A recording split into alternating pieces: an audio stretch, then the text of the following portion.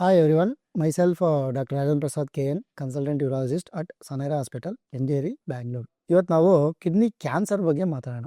ಯಾಕಂದರೆ kidney stones ಇರುತ್ತೆ, kidney infection ಇರುತ್ತೆ, ಮತ್ತು ಕಿಡ್ನಿದು ಮ್ಯಾಲ್ಫಾರ್ಮೇಷನ್ಸ್ ಇರುತ್ತೆ. ಈ ಥರ ತುಂಬ ಪ್ರಾಬ್ಲಮ್ಸ್ ಇರ್ತವೆ ಕಿಡ್ನಿನಲ್ಲಿ. ಬಟ್ ಅದರಲ್ಲೂ ಈ ಕಿಡ್ನಿ ಕ್ಯಾನ್ಸರ್ ಅನ್ನೋದು ತುಂಬ ಡೇಂಜರ್ ಇದೆ. ಇದ್ರ ಬಗ್ಗೆನೂ ಗೊತ್ತಿರಲಿ ಅಂತ ಇದ್ರ ಬಗ್ಗೆ ಸ್ವಲ್ಪ ಮಾತಾಡ್ತಾ ಇದ್ದೀನಿ.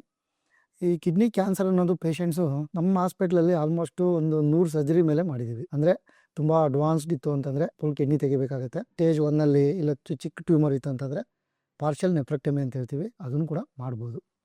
ಆ್ಯಕ್ಚುಲಿ ನಮ್ಮ ಹತ್ರ ಈ ಪೇಷಂಟ್ಸ್ ಹೆಂಗೆ ಬರ್ತಾರೆ ಅಂತಂದರೆ, ಯೂರಿನಲ್ಲಿ ಬ್ಲಡ್ ಕಾಣಿಸ್ಕೊಳ್ಳೋದು, ಮತ್ತು ಪದೇ ಪದೇ ನೋವು ಬರೋದು, ರೈಟ್ ಸೈಡ್ ಆಗಿರ್ಬೋದು, ಲೆಫ್ಟ್ ಸೈಡ್ ಆಗಿರ್ಬೋದು, ಮತ್ತು ಸ್ವೆಲ್ಲಿಂಗು ರೈಟ್ ಸೈಡು ಲೆಫ್ಟ್ ಸೈಡು ಎರಡು ಸೈಡೂ ಬರ್ಬೋದು.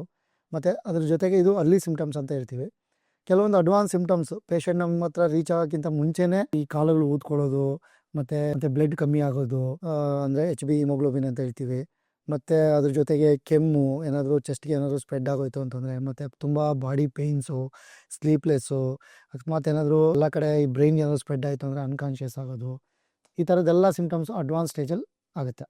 ಬಟ್ ಇವಾಗ ನಾನು ಹೇಳಿದೆ ಸಿಮ್ಟಮ್ಸ್ ಏನು, ಯೂರಿನಲ್ಲಿ ಬ್ಲಡ್ ಬರೋದು, ಮತ್ತು ಪದೇ ಪದೇ ನೋವು ಬರೋದು, ನಾನಾ ಕಾರಣಗಳಿಂದ ಇರ್ಬೋದು. ಬಟ್ ಇದನ್ನು ಒಂದನ್ನು ನೀವು ಕನ್ಸಿಡರ್ ಮಾಡಬೇಕಾಗುತ್ತೆ. ಇದನ್ನು ಯಾವ ಥರ ಕನ್ಸಿಡರ್ ಮಾಡ್ಬೇಕು, ನೀವು ಪ್ಯಾನಿಕ್ ಆಗೋ ಥರ ಏನಿಲ್ಲ. ಜಸ್ಟ್ ನಿಯರೆಸ್ಟ್ ಕನ್ಸಲ್ಟೆಂಟ್ ಯೂರಾಲಜಿಸ್ಟ್ನ ಮೀಟ್ ಮಾಡಿ ಸಿಂಪಲ್ ಸ್ಕ್ಯಾನ್ ಮಾಡಿದ್ರೆ ಗೊತ್ತಾಗ್ಬಿಡುತ್ತೆ. ಏನಾದರೂ ಗಡ್ಡೆ ಗಿಡ್ಡೆ ಏನಾದರೂ ಇತ್ತು, ಕಿಡ್ನಿದಲ್ಲಿ ಏನಾದರೂ ಇತ್ತು ಅಂತಂದರೆ ಇಮಿಡಿಯೇಟಾಗಿ ಗೊತ್ತಾಗ್ಬಿಡುತ್ತೆ ಅಷ್ಟೇ. ಅದು ಸಿಂಪಲ್ ಅಷ್ಟೇ, ಆಯಿತಾ. ಈ ಥರ ಏನಾದರೂ ಸಿಮ್ಟಮ್ಸ್ ಅಂತ ನಮ್ಮ ಹತ್ರ ಬಂದಾಗ ಆಲ್ಮೋಸ್ಟು 100ಕ್ಕೆ 4ರಿಂದ 5 ಜನಕ್ಕೆ ಕಿಡ್ನಿ ಕ್ಯಾನ್ಸರ್ ಆಗಿದೆ. ಮತ್ತು ಅವ್ರಿಗೆ ನಾವು ಅಡ್ವಾನ್ಸ್ಡ್ ಲ್ಯಾಪ್ರೋಸ್ಕೋಪಿಕ್ ಸರ್ಜರಿ ಕೂಡ ನಮ್ಮ ಹಾಸ್ಪಿಟಲಲ್ಲಿ ಮಾಡಿಕೊಟ್ಟಿದ್ದೀವಿ.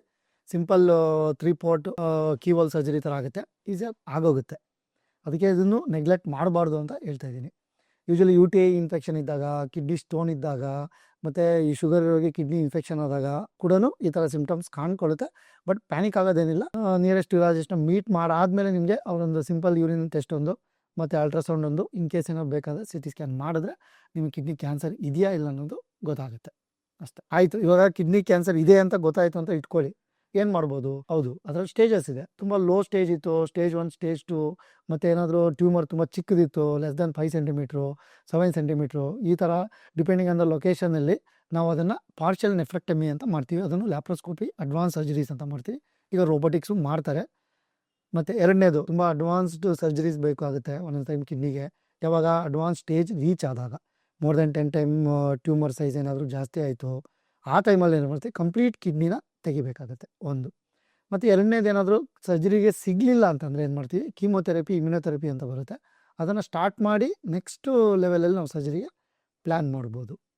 ಅದಕ್ಕೇ ಯಾರೇ ಆಗಲಿ ಈ ಕಿಡ್ನಿ ಸಮಸ್ಯೆ ಇರೋರು, ಯೂರಿನಲ್ಲಿ ಬ್ಲಡ್ ಕಾಣೋದು, ಪೇಯ್ನ್ ಆಗೋದು, ಪದೇ ಪದೇ ಸಿಮ್ಟಮ್ಸು ಲಟ್ಸ್ ಅಂತ ಹೇಳ್ತೀವಿ, ಆ ಥರದ್ದು ಏನಾದರೂ ಕನ್ಫರ್ಮ್ ಆಯಿತು ಅಂತಂದರೆ ನಿಮಗೆ ನೆಗ್ಲೆಕ್ಟ್ ಮಾಡೋಕ್ಕೆ ಹೋಗ್ಬಿಡಿ.